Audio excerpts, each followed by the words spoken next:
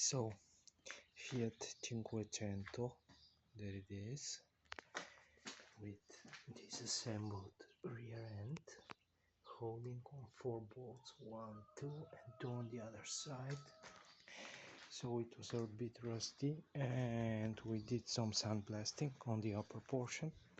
We had two broken springs, so we replaced those. We had a broken shock end, so we replaced this and the two shock absorbers. I want to show you how I remove and install the spring. So basically you take a long threaded rod, you put some washers, and if you have a long nut, use a long nut. If you don't, just use several nuts, and you compress with the upper portion of the nut so the spring compresses a little bit.